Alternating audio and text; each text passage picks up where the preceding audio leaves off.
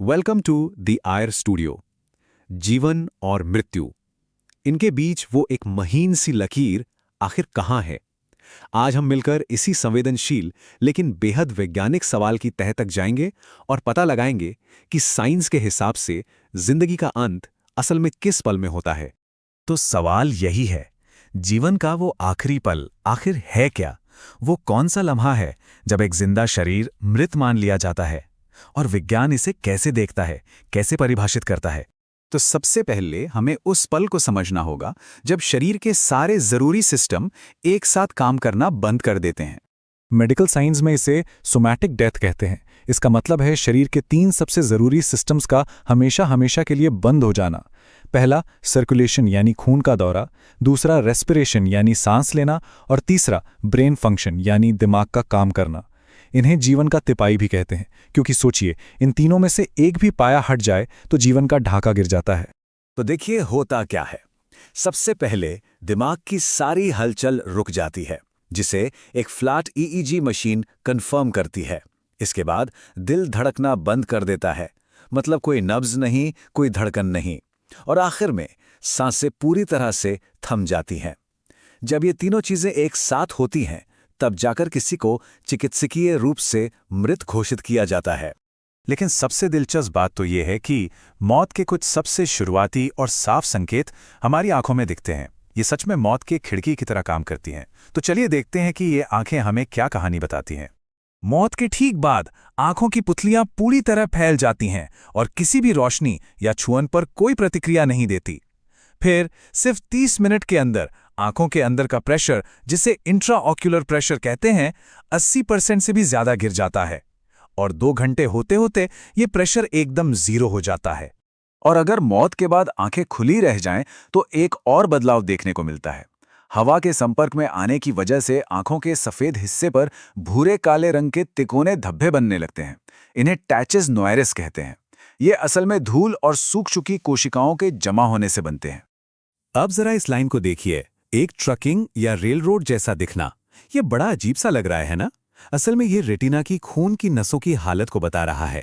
जब सर्कुलेशन रुक जाता है तो नसों में खून छोटे छोटे टुकड़ों में बंट जाता है, जो बिल्कुल मालगाड़ी के डिब्बों की तरह दिखता है। इसे केवोर्कियन साइन कहते हैं, और ये फोरेंसिक जांच में सर्कुलेशन रुकने का एक पक्का सबूत माना जाता है। तो आंखों से हटकर अब बात करते हैं पूरे शरीर की। मौत के बाद शरीर के ठंडा होने की जो प्रक्रिया होती है, उसे वैज्ञानिक भाषा में एल्गोर मोर्टिस कहते हैं। एल्गोर मोर्टिस, इसका सीधा सा मतलब है मौत की ठंडक।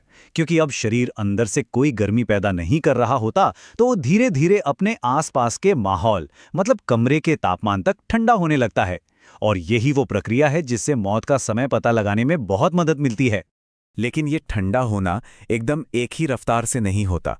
जैसा कि इस ग्राफ में दिख रहा है, ये एक एस शेप के कर्व को फॉलो करता है। मतलब शुरू में शरीर धीरे धीरे ठंडा होता है, क्योंकि अंदरूनी अंगों में गर्मी बची होती है। फिर ये तेजी से ठंडा होता है, और आखिर में जब शरीर का तापमान बाहरी तापमान के काफी करीब पहुंच जाता है, तो ठंडा होने की रफ्तार फिर से धीमी पड़ जाती है। तो एक नॉर्मल सिचुएशन में एक शरीर को पूरी तरह से बाहरी माहौल के तापमान तक ठंडा होने में करीब करीब 12 से 15 घंटे लग जाते हैं। पर कहानी यहीं खत्म नहीं होती। असल में शरीर के ठंडा होने की रफ्तार हमेशा एक जैसी नहीं होती। कई सारी चीजें हैं जो इस पर असर डालती हैं, और इसी वजह से यह प्रक्रिया काफी कॉम्प्लेक्स हो जाती है। जरा इस पर एक नजर डालते हैं। देखिए, दुबले पतले बच्चों या बुजुर्गों के शरीर ज्यादा जल्दी ठंडे होते हैं। वहीं अगर शरीर पर कपड़े हों या किसी की मौत अचानक हुई हो, तो ठंडा होने का प्रोसेस धीमा हो जाता है। इसी तरह सूखी और हवादार जगह पर शरीर जल्दी ठंडा होगा, जबकि नमी वाली जगह पर देर से। और ये चार्ट तो सब कुछ साफ कर देता है। अगर शरीर को दफनाया गया हो तो वो सबसे धीरे ठंडा होता है।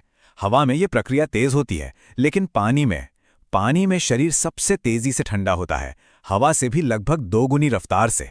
ऐसा इसलिए क्योंकि पानी हवा के मुकाबले शरीर से गर्मी को कहीं ज्यादा तेजी से खींच लेता है।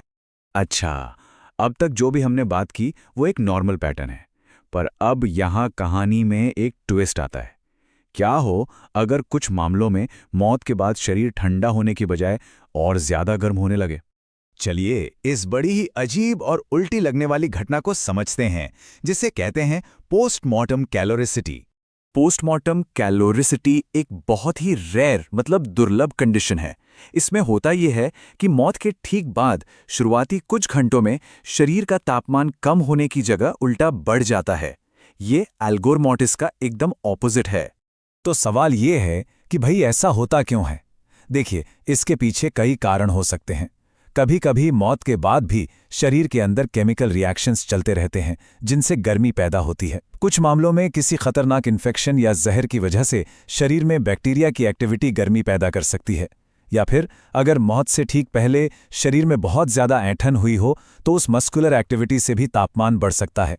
ये चीज़ आमतौर पर कुछ खास मामलों में ही देखने को मिलती है, जैसे कि हीट स्ट्रोक से हुई मौत, दिमाग में कोई गहरी चोट, स्ट्राइकनिन जैसे जहर से हुई मौत, या फिर टिटनिस और हैजा जैसे खतरनाक इन्फेक्शन में। तो जैसा हमने देखा, मौत कोई एक पल नहीं बल्कि एक पूरी प्रक्रिया है। शरीर का ठंडा होना या कभी-कभी यूं गर्म हो जाना हमें एक बहुत गहरी बात सिखाता है। ये दिखाता है कि जिंदगी खुद को चलाने के लिए कितनी कमाल की एनर्जी और बैलेंस का इस्तेमाल करती है। तो सोचने वाली बात यह है, अगर मौत की प्रक्रिया इतनी तयशुदा और वैज्ञानिक है तो क्या ये हमें जिंदगी की इस अनमोल और जटिल व्यवस्था की और भी ज्यादा कद्र करने पर मजबूर नहीं करती?